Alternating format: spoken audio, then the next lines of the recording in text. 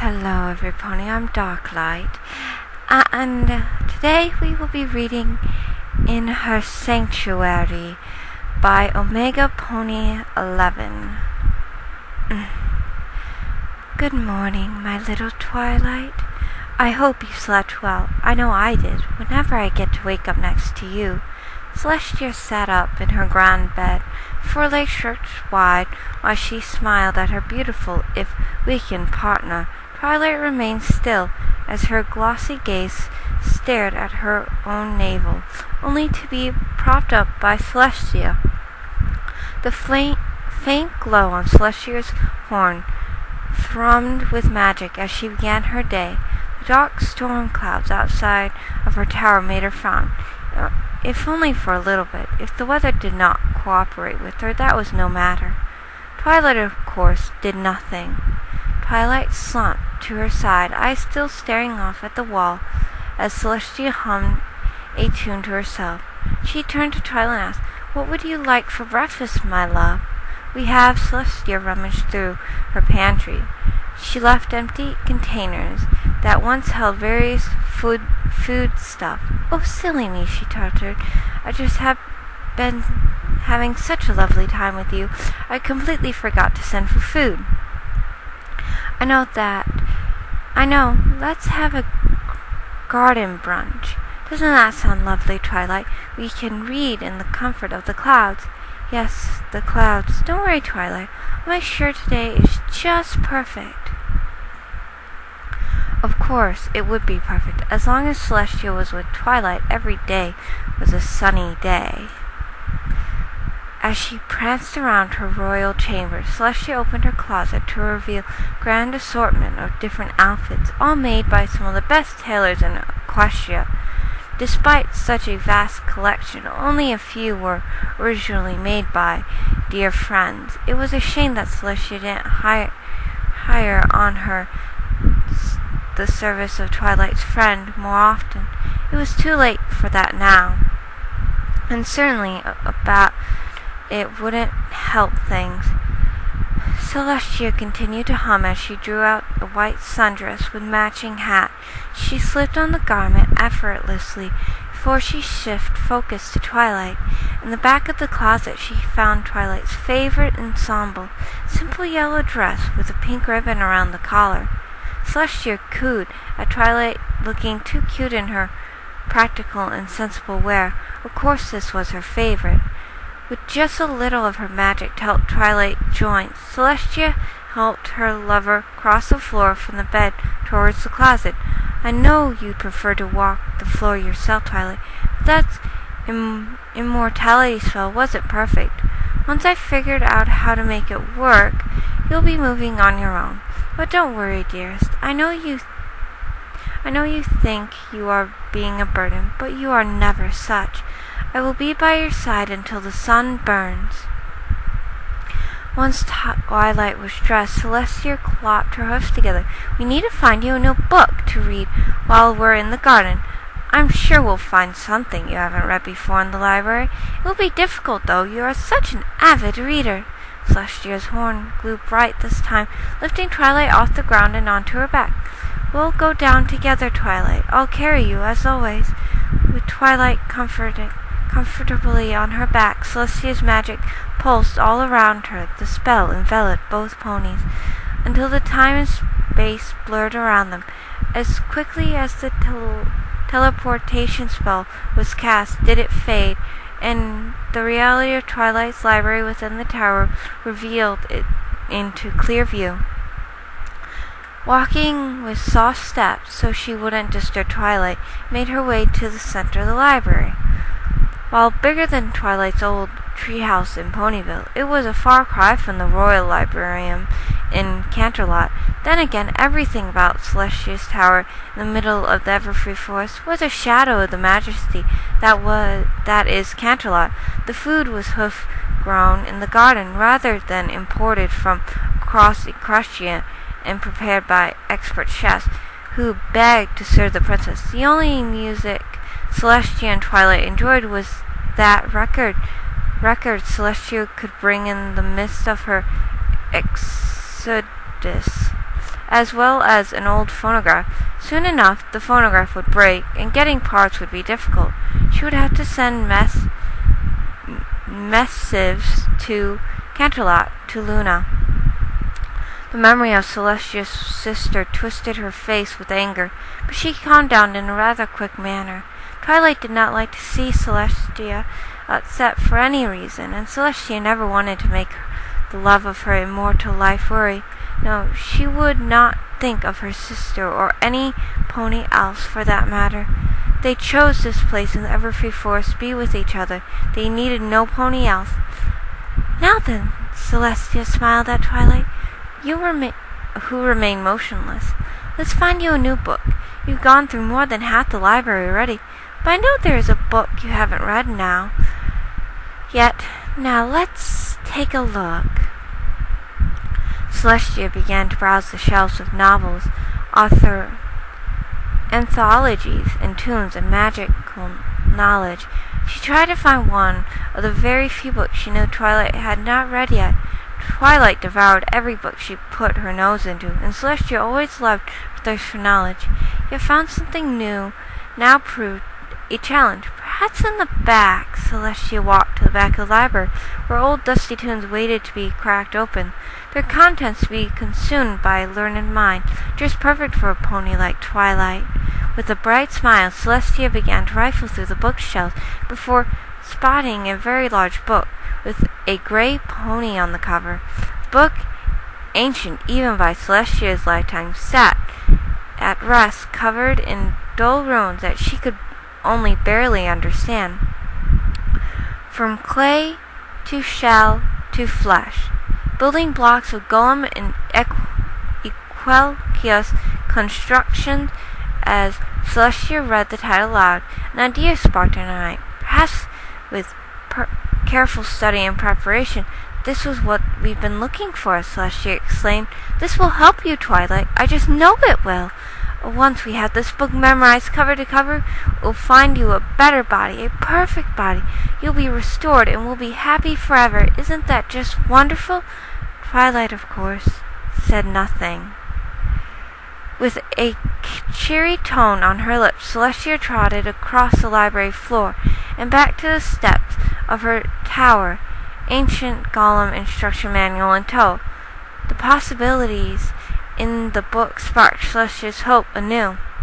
Ever since she tried to cast the immortality spell, there Celestia went again. Why did she think about old baggage that upset her?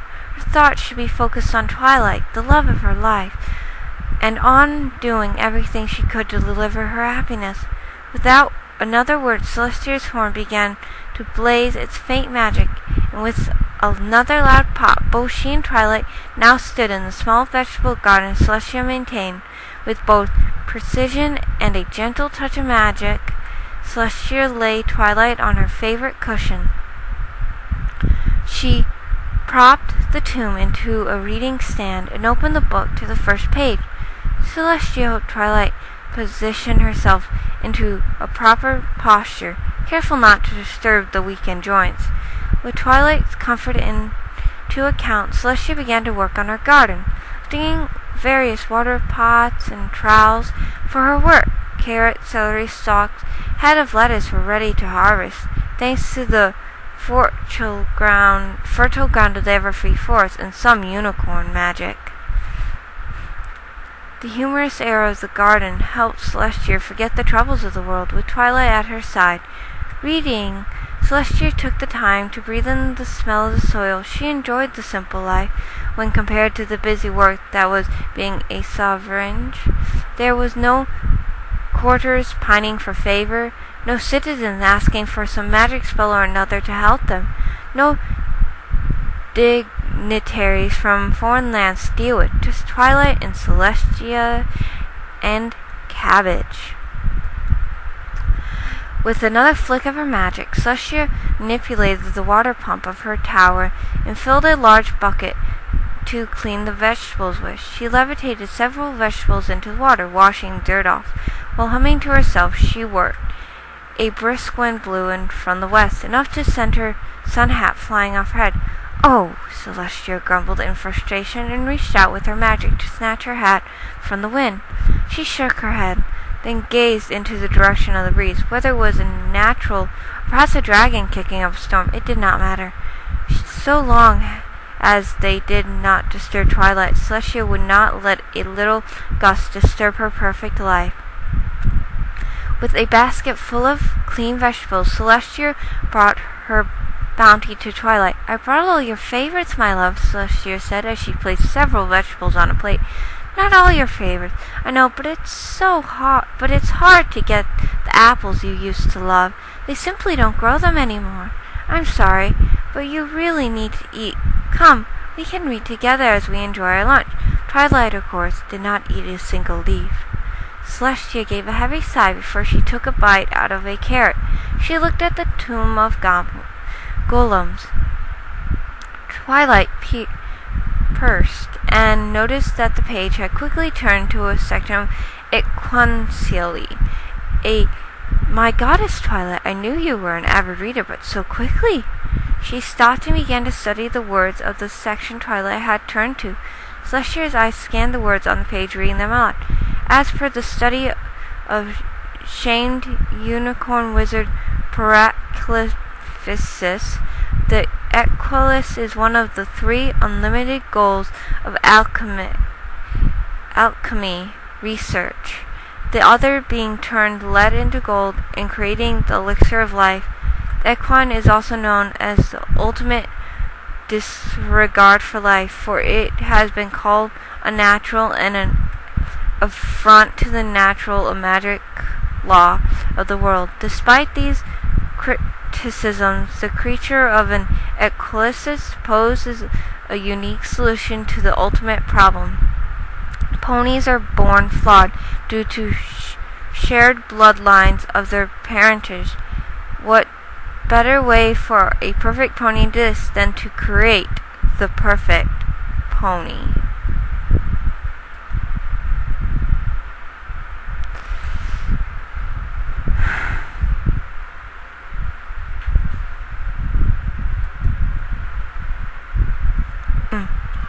Sorry about that, lost my spot. The perfect pony. Celestia glanced over at her immobile darling. "They must mean you. Oh, Twilight, if only we could perform the spell."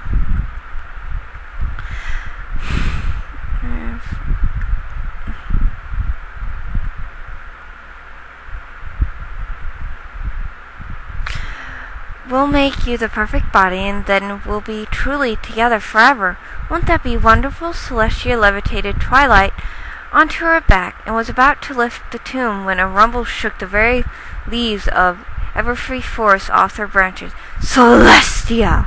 Celestia's eyes shrank into pinpricks. The royal Canterlot voice tore through the forest as the roar of the thunder shook the skies. The voices came from ponies she had dared never to expect to enter her home, her haven, her sanctuary. A cold sweat dripped down her face, and before she knew it, her horn was already aglow with the Acheron might. Another pop, and both Celestia and Twilight were back in their private chambers. Celestia breathed a sigh of relief. There was no way she was going to get in here. Celestia cast the most powerful ward she knew, make sure only she and Twilight could enter or leave the tower. Twilight helped with the wards as well. When the most gifted unicorn in 1,000 years lent her power to cast a protective barrier, there was no possible way any pony or anything could breach them. Twilight, of course, did not show any fear. "She'll go away soon," Celestia muttered, holding Twilight against her. "I know she will. She won't get past the wards, because you and I made them, and our love will be our shield."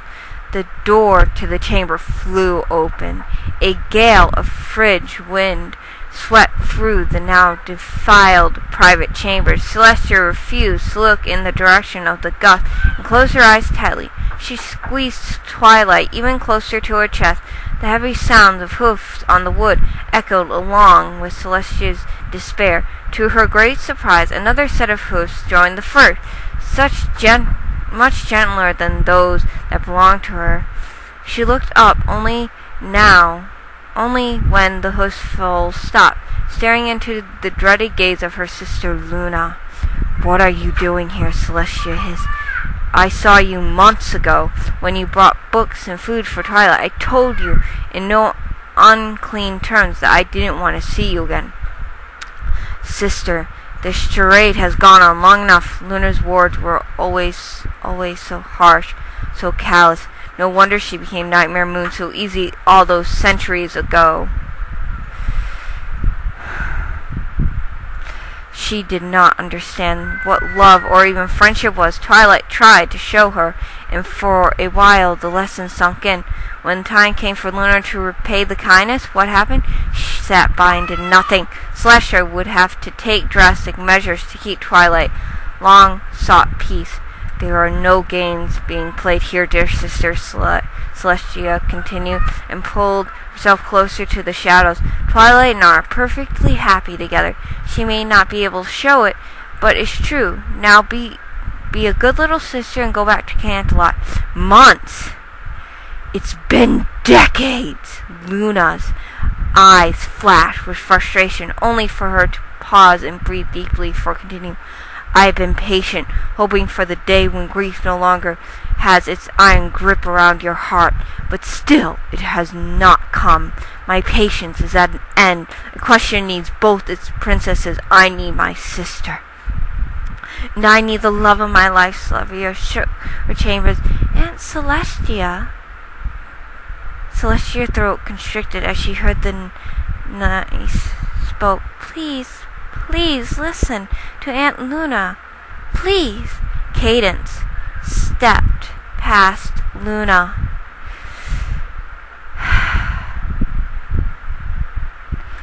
And knelt on the cold floor as Celestia huddled away from the pair. "It's been far too long since you secluded yourself. I know the pain you are going through. When Shining left me, I really do." Do you? Celestia stood at her full height, which would have been impressive if she noticed just how much tall Luna and Cadance seemed to be. "When did that happen?" "No matter. You think you know what I've been through? You're still fools compared to me. You both are. Neither of you know what it means to go years, decades, centuries without love, only to finally find it. And when you have that moment of happiness, you cherish it above all others. You hold on and hope, beyond all hopes, that it never ends. But it does end. So cruel is life that it takes the only pony you've ever loved, ever truly been in love with, and dash it all hopes and dreams against the rock. She was scared, so scared of the dark. So I gave her light. I gave her light to all of my little ponies. I cast a spell to keep her alive. Look at her. She is still that same youthful leap in her step. She still hungers for knowledge like when she was a filly. Why do you deny me this, Luna? Why do you deny me this happiness?" "Look at her, Celestia!" Luna's voice rang with hidden steel that would break no further agreement. "Look at her and tell me why you would seek out forbidden magic such as Equinsil. Tell me. Tell my face that she is still alive, Luna. Tell me!"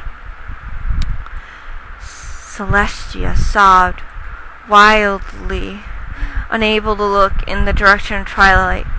Luna and Cadance continued to stare at her until she felt forced to look at her beloved. Twilight remained as Celestia had left her, beautiful and radiant, even in slumber, unconscious out of fright caused by Luna. "Tell me. Tell yourself." Celestia shook her head and took a deep breath. Twilight remained as she left her, a stuffed carcass, keeping somewhat fresh by twisted embalming materials and even more perverse magic. Her eyes were little more than painted glass. Stitch marks lined the lens where the flesh had grown weak.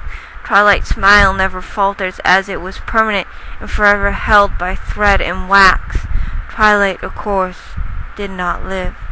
Celestia broke as her reality crashed around her. She collapsed against her sister's loving embrace, while tears streamed down her face. She was the perpetrator to the mockery of Twilight's memory, and she was the only one desecrated